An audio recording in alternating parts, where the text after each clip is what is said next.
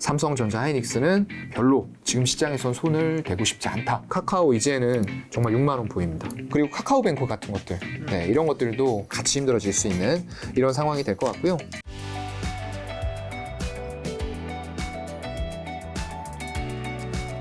자, 그럼 이번에는 지난 달 동안 외국인 기관이 가장 매도한 종목은요? 네, 매도한 종목도 살펴보게 되면요. 네. 일단 8월 1일부터 동일하게 살펴보겠습니다. 외국인은 삼성전자 많이 매도했어요. 2,700억도 매도했습니다. 네. 일단 뭐 7월 들어와서부터 좀 분위기가 바뀌나? 라고 생각을 했는데 네. 역시나 크게 바뀌지 않은 것 같아요. 그래서 삼성전자는 뭐 차트상으로만 한번 잠깐 점검해드리면은 네. 제가 이 종목은 바닥을 다시 찍으러 갈 수도 있다라는 말씀을 한번 드렸어요. 물론 예전에는 외국인들 매수세가 의미 있게 들어왔을 때가 있어요. 그럴 때에는 한번 사보는 거 괜찮다라고 말씀을 드렸을 때도 있습니다. 일봉상으로 이제 한 3월 정도 이 정도 지점에서 횡보할 때 외국인들 매수세가 조금 유입이 이런 식으로 살짝 됐었거든요. 네. 그래서 여기에서는 사봐도 될 것 같다. 거기다 또 전저점이었어요. 그래서 제가 그어놨네요. 7만 원 부근에서는 사도 괜찮겠다라고 말씀드렸는데 이런 식으로 다시 외국인 지분율이 흘러내리는 파동이 나온다라고 했을 때는 제가 여기는 한 달에 한 번 나오잖아요. 그렇다 보니까 매번 나와서 체크해드릴 수 있는 부분이 아니에요. 그래서 제가 그 당시에 말할 때 어떤 근거로 사야 되는지를 말씀을 드렸기 때문에 그 근거가 깨지는 시점이라고 하면은 여러분들이 매도하셔야 됩니다. 예, 이 주식이라는 거는 어떤 신념이나 내가 반드시 지켜야 될 그런 것들이 아니에요. 이 수익률 게임을 위해서 투자 동향이라던가 이런 것들이 굉장히 중요하기 때문에 네. 유연하게 대처하고 대응하는 이런 부분들이 중요하다라는 말씀을 꼭 드리고 싶고요. 네. 그래서 계속적으로 주가가 흘러내린 이후에도 지금 잠깐 이런 식으로 7월 들어와서 수급이 괜찮고 시장이 올라갈 때 삼성전자도 같이 반등을 했습니다. 네. 근데 역시나 이제 이런 61선 지점, 막히는 지점에 또 부딪히고, 네. 또 부딪히고, 계속 부딪히죠. 그러면서 한 3번, 4번 정도 부딪히더니 결국에는 또 밑으로 흘러내리는 이런 파동들이 9월 들어와서 또 나와버렸어요. 그래서 지금 시점에서는 여러분들 삼성전자 섣불리 물탈 단 게 아니고요. 일단 추가적인 확인 필요하겠지만 전저점, 한 5만 6천 원 부근 돼요. 여기가 지지가 되면서 외국인들의 의미 있는 매수라고 하면 1번 강도, 2번 연속성이에요. 그래서 그런 것들을 반드시 확인하고 접근을 하시라라는 말씀을 드리고 싶고요. 근데 솔직히 개인적으로 말씀을 드리면은 삼성전자를 지금 굳이 손대야 될 이유는 저는 좀 없다라고 생각을 합니다. 네. 그리고 또 매도한 종목 보게 되면요. 외국인하고 기관이 약간 반대로 움직였어요. 네, 8월 들어와서 외국인들은 코덱스 200을 매도했죠. 1,900억을요. 네. 근데 기관 쪽에서는 단기적으로 끌어올리겠다라는 심산이었는지 코덱스 200을 아까 2,100억 매수했다라고 말씀을 드렸고요. 일단 외국인들은 7월에 샀던 것들 8월부터 일단 매도 칠 준비를 하고 있었던 것 같아요. 네. 그래서 정방향으로 가는 코덱스 200 ETF 1,900억 매도, 그 밑에는 또 SK텔레콤이 있습니다. 네. 이건 아까 이제 잠깐 제가 보여드렸지만 하루 동안에 매매 동향에 여기에 몰려 있었던 그런 부분들이 있기 때문에 이런 것들은 조금 이제 주의해서 보셔야 될 것 같고요. 고려 아연도 마찬가지일 것 같아요. 지금 기관과 외국인들이 반대로 움직이고 있어요. 그래서 이런 종목들 물론 기관의 단기적인 수급과 힘에 의해서 수량을 많이 매수하지 않더라도 집중적으로 매수하면 각도가 가파르게 올라갈 수 있어요. 네. 그렇다고 하더라도 초보자분들은 가급적이면은 외국인과 기관이 네. 같이 사고 있는 종목에 따라가는 게 저는 좋을 것 같아요. 이런 식의 전략은 굉장히 투신이나 이런 쪽들은 흐름이 빠를 수 있어요. 하루 샀다가 바로 그 다음날 칠 수도 있기 때문에 이런 투자 동향에 빠르게 대응이 안 되시는 분들이라고 하면은 일단은 외국인들 위주의 동향을 따라가고 거기에서도 한 발 더 나아가면은 외국인과 기관이 양매수를 동시에 하고 있는 이런 종목들.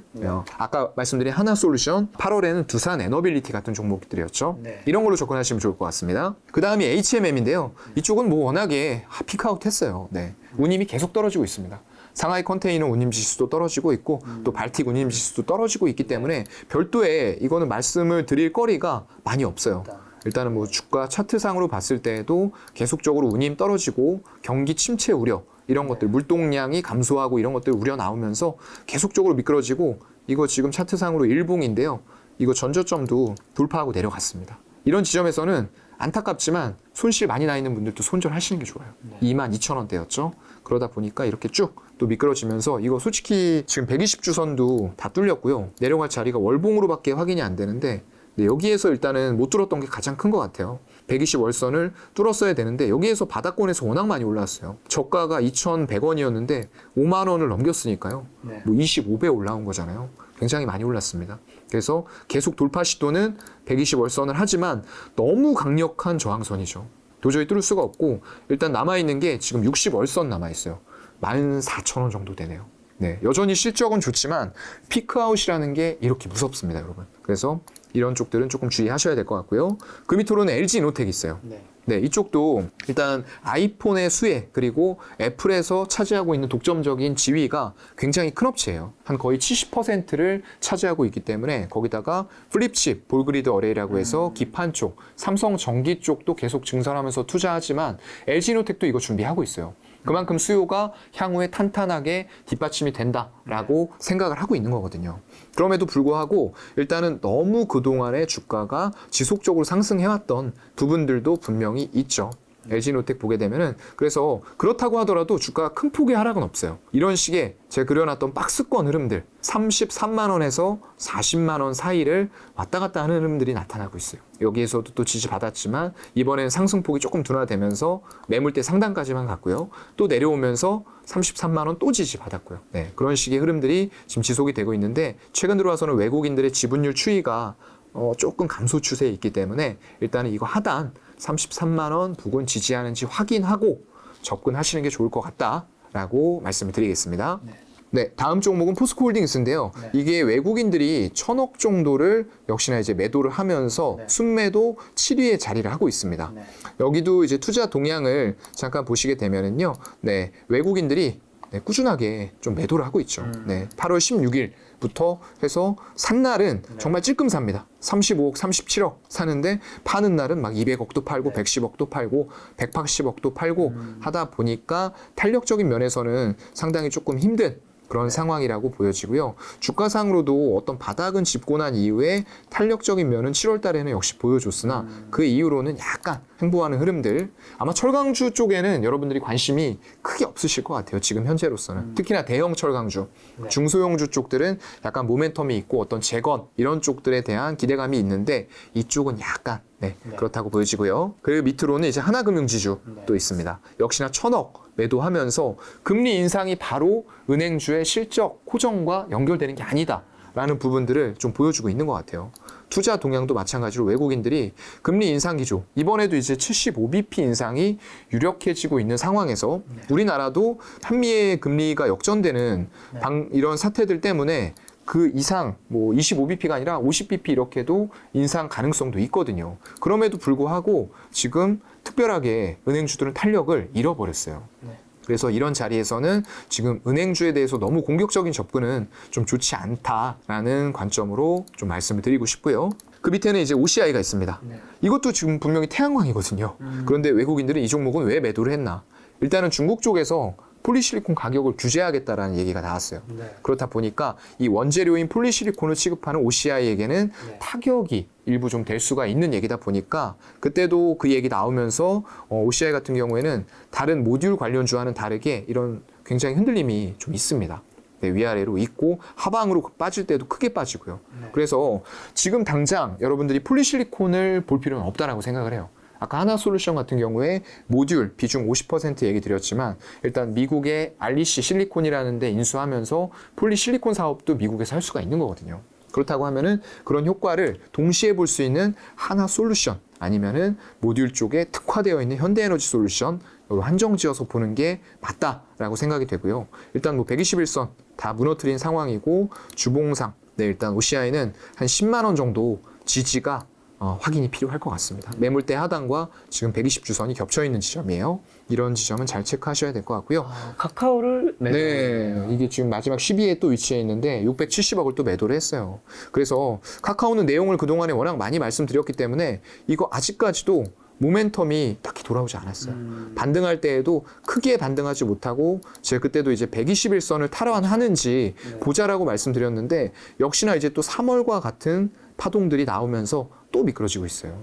그렇다 보면은 결국 일봉상으로 못 뚫는 가운데에서 지금 금리 인상 기조가 더욱더 강화됐다라고 봤을 때는 카카오 이제는 정말 6만 원 보입니다. 그래서 참 가지신 분들 많을 텐데 안타깝지만 현금으로 가지신 분들은 그냥 버티셔야 돼요. 지금은요. 너무 손절 폭이 크실 거기 때문에 이것도 언젠가는 지나갑니다. 그렇다고 하면 카카오 분명히 좋은 기업임에는 분명해요. 카카오 모빌리티 일단 뭐 이제 매각하는 것도 철회를 했기 때문에 여러 가지 사업들이 잘 붙어서 나중에 물적 분할이라던가 이런 이슈만 나오지 않는다라고 했을 때는 분명히 재평가를 받는 날들이 올 건데 이제 그때까지가 좀 힘든 거죠. 조금 버티시면 좋겠습니다. 자, 기관 볼까요? 네, 일단 기관 쪽, 네, 순매도. 기관도 삼성전자. 외국인과 기관 둘 다 너무 많이 매도했죠? 둘 다 매도할까요? 네, 너무 많이 매도했습니다. 지금 뭐 매도한 금액 보게 되면은 1조 5천억 가까이 매도했어요. 기관 쪽에서는요. 이게 삼성전자가 참 좋은 기업임에는 맞는데 어떤 확실한 모멘텀이 없는 거예요. 반도체 쪽에서 캐시카우, 플래시 낸드 메모리하고 저 D램 이런 쪽들 잘하고 있는 건 맞는데 그쪽 시장이 전체 반도체 시장에서 23%밖에 안 돼요. 27%. 한 30 미만이거든요. 그렇다 보니까 이쪽을 아무리 잘해도 한계가 있는 거죠. 그래서 삼성도 그걸 알기 때문에 파운드리라던가 이런 신사업들을 펼치고 있는 건데 그 지금 4나노 공정이었나요? 3나노 공정. 3나노 공정에서 일단 TSMC와 경쟁을 하고 있었어요. 근데 세계 최초로 양산을 했다라는 소식이 들려왔음에도 불구하고 그 수율이 안 나오는 거예요. 양산이 제가 중요한 게 아니고 초미세 공정에서 얼마나 수율을 잘 뽑아내느냐. 양품을 많이 만들어낼 수 있고 이게 고객사의 니즈에 부합하느냐 였는데 결국에는 우리나라가 세계 최초로 양산했지만 애플이라는 고객을 TSMC에게 또 뺏겼어요. 파운드리 쪽에서요. 그래서 그쪽 제품을 쓰기로 결정을 했다라고 하고요. 더 안타까운 거는 우리가 이제 갤럭시 이번에 이제 폴더블 시리즈가 그 플립지 4하고 폴드 4하고 나오잖아요. 그런 것들이 사전 판매에서 한 97만 대 정도 뭐 양호한 실적을 달성을 하긴 했는데 이 내년에 나올 이제 갤럭시 23, 23 시리즈에서 여기에 적용되는 AP 프로세서 칩을 TSMC 4나노를 쓰기로 결정을 했답니다. 그만큼 자사에서 개발을 하고 있음에도 불구하고 이 수율이 본인들도 만족을 못 시키는 거예요. 그러면은 누가 이 제품을 가져다가 쓰려고 하겠습니까? 그만큼 아직까지는 가야 될 길이 좀 먼 것 같아요. 그래서 외국인들도 그런 관점에서 지금 삼성전자가 우리나라를 대표하는 기업이고 그동안 반도체로 잘해왔고 이런 것들은 맞는데 지금 반도체 업황도 그렇게 긍정적으로 보이지는 않아요. D램하고 뭐 이런 것들이 고정 가격이 또 급락하는 모습들이 나타났기 때문에 이런 것들과 더불어서 외국인과 기관들이 삼성전자를 매도하고 있는 게 아닐까라고 좀 저는 개인적으로 생각을 하고 있습니다. 그 밑으로는 이제 또 SK 하이닉스. 네, 나타나 있죠. 뭐 외국인들은 2,500억 매수했는데 기관들은 그보다 2배를 매도했어요. 5천억. 이거 두 개 합치면 2조죠. 지금 7월에 매수했던 기조가 한 달 만에 또 싹 바뀌어버리는 거예요. 그래서 개인들이 7월 달에 이렇게 외국인 기관이 사면서 지수 끌어올리네? 삼성전자 하이닉스도 사네? 이렇게 생각을 하고 같이 들어가셨던 분들은 이런 매도에 대해서 대응을 하지 못하셨다고 하면은 또 싸게 샀다라고 생각이 됐어도 또 물리는 결과가 나오는 거예요. 그래서 저는 개인적으로는 삼성전자 하이닉스는 별로 지금 시장에선 손을 대고 싶지 않다라고 말씀을 좀 드리는 거고요. 그 밑에는 또 카카오뱅크. 네, 이건 또 2대 주주의 이제 뭐 지분 매각 이슈도 있었고요. 굉장히 좀 큰 폭의 이런 하락들이 계속되고 있어요. 이게 과연 플랫폼이냐, 은행이냐, 이런 것들의 논란이 좀 지속이 되면서 주가는 계속 사상 최저점을 경신하고 있습니다. 참 안타까운 일이죠.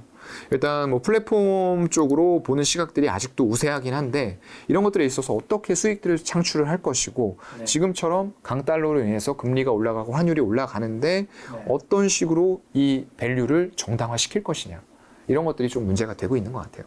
그래서 이런 쪽들 최저점 경신하는 종목들은 가급적이면 손 안 대시는 게 좋아요. 이렇게 최저점을 계속 가고 있다는 건 외국인 기관이 잠깐 중간에 산다 할지라도 전반적으로는 매도, 우하향 추세를 그리고 있다라고 보시는 게 맞을 것 같습니다. 그 밑으로는 삼성 SDI는 또 기관을 매도하고 있어요. 아까 외국인들은 5,200억 샀는데 기관 쪽에서 3,000억 정도를 매도를 했죠. 근데도 삼성 SDI가 견조했던 이유는 기관들과 개인들이 한 2,200억 정도 팔았겠네요. 그거 두 개를 다 외국인들이 몽땅 사갔기 때문에 이런 결과가 나온 거고요. 마찬가지입니다. 지금 카카오 아까 얘기 나왔는데 이 네이버도 마찬가지로 2,200억을 또 매도했어요. 그래서 아직까지 플랫폼에 대해서는 이 높아져 있는 눈높이들을 충족시킬 만한 그런 실적들이 일단 나오지 못하고 있고요. 거기다가 밸류 자체도 예전에는 유동성들이 풍부했을 때는 정말로 뭐 50배 이렇게 줬어도 앞으로도 공성장할 거니까 문제 없어 라고 생각을 했는데 지금은 더 이상 그게 아닌 거죠. 금리 자꾸 올라가고 있고 이번에도 75bp 또 연말에도 또 올리고 미국에서 기준금리 뭐 지금 인하할 생각은 없다. 내년에도 한 3%대 이상이 될 것이다라고 얘기가 연준 총재들의 입에서 계속 나오다 보니까 이런 상황들이 좀 발생이 되는 것 같고요. 현대차도 1760억 매도를 했습니다. 외국인들은 믿는데 기관은 좀 믿지 못하는 건가요? 아니면 단기적으로 아까 말씀드렸던 대로 이게 자금이 한정적이다 보니까 왔다 갔다 하면서 기관들은 계속 수익을 좀 내야 되는 그런 좀 그것도 단기적으로요. 안 그러면은 6개월마다 뭐 계약해서 펀드 매니저가 실적 못 채우면 잘리고 뭐 1년 계약해서 잘리고 이런 상황이다 보니까 참 안타까운데 그런 것들 때문에 단기적으로 수급 끌어올려서 수익 내고 팔고 떠나고 다른 섹터 가고 이게 지금 시장에서 조금 더 활발한 것 같습니다. 그 밑으로는 이제 타이거 차이나 전기차 이쪽도 좀 차익 실현이 들어왔죠. 그동안에 너무 좀 가파르게 계속 올라왔었어요. 이쪽에 이제 CATL이라던가 이런 쪽들 좀 담고 있다 보니까 그런 현상들이 좀 발생이 됐던 거였던 거고요. 이것도 뭐 4월부터 엄청나게 가파르게 올랐습니다. 거의 18,500원까지 만원부터 올라왔기 때문에 한 3달 좀 안 되는 기간에 한 80% 수익률을 ETF에서 냈던 거죠. 그 이후로는 지금 좀 조정을 받고 있는데 지금 이날 장대 음봉이 나오면서 8월 마지막 날이었네요. 지금 8월 마지막 날 121선이 깨졌기 때문에 지금 당장은 손 안 대시는 게 좋을 것 같아요. 조금 더 지지 확인하면서 좀 들어가는 쪽으로 말씀드리겠습니다. 그 밑으로 이제 SKC가 또 위치가 돼 있는데요. 이쪽도 소재 이런 쪽들로 전통 화학 케미칼에다가 또 어떤 2차 전지 밸류 쪽까지 잘 붙이고 있는 그런 기업이에요.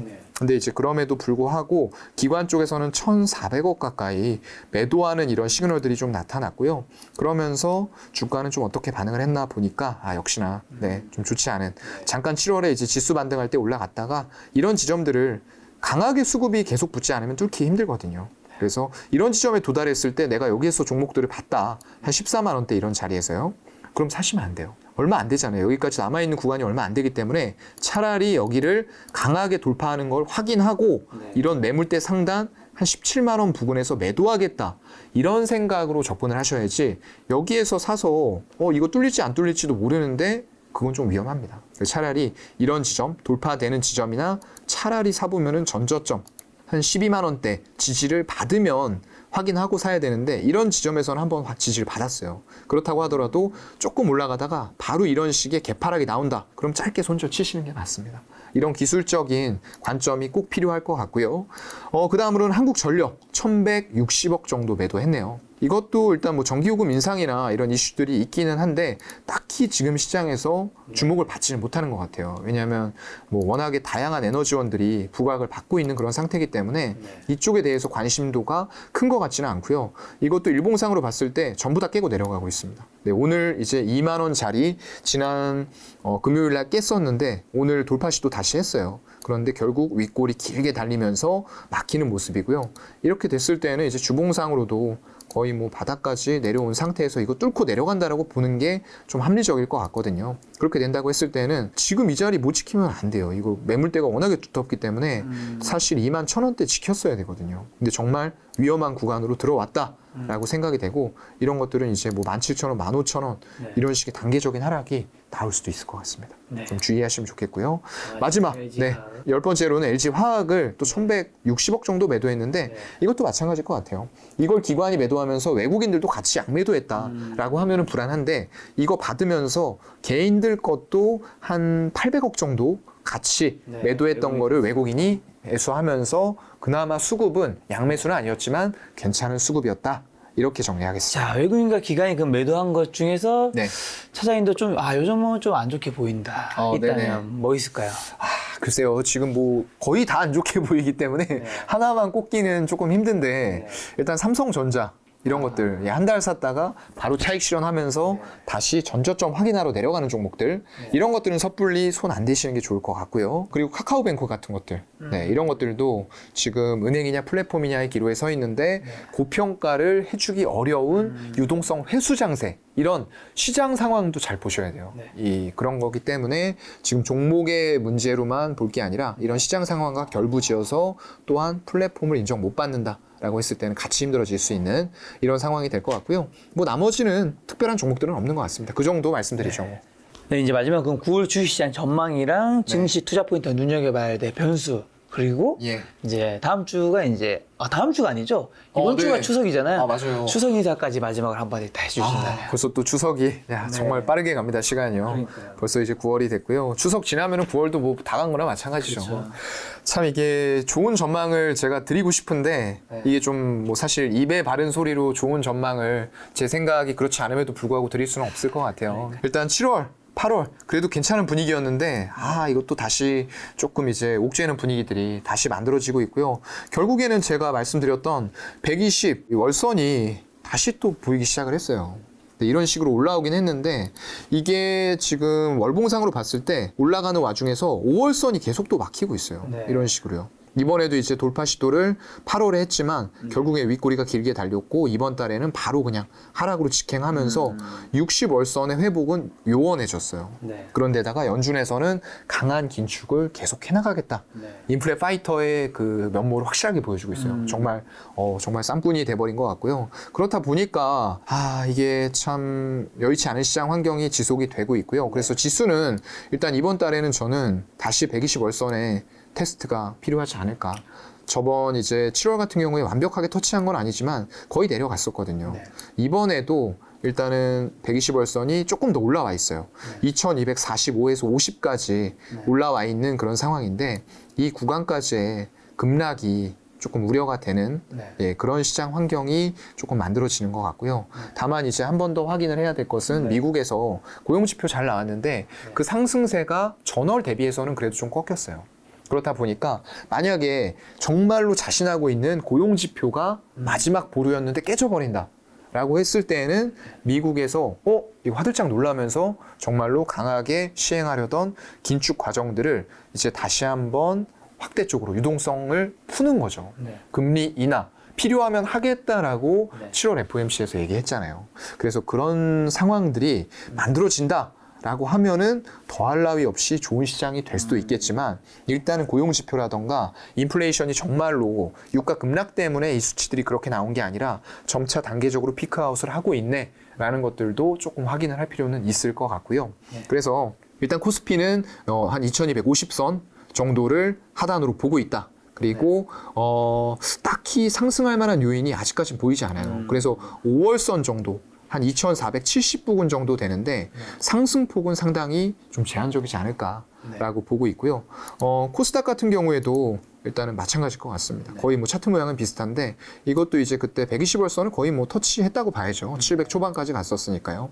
이번에도 일단 마찬가지의 음봉이 크게 오늘 같은 경우에 코스피 대비해서도 훨씬 더 크게 빠져요.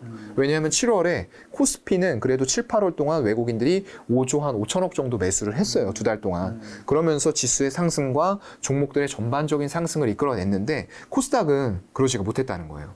수급 기반으로 올라온 게 아니었습니다. 일부 종목들에 대해서만 유입이 된 거지 여기에서 뭐 잠깐 보여드리게 되면 코스닥 같은 경우에는 지금 7월 1일부터 8월 말까지 보게 되면은 수급이 이렇거든요.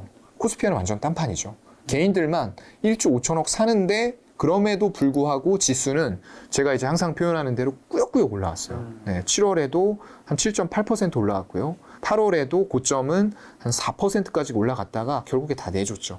그래서 굉장히 불안한 수급이 아직도 기술주가 많이 포진해 있는 코스닥에서는 미국의 금리 인상 지속 여파로 인해서 계속되고 있다라는 부분 때문에 좀 불안하거든요.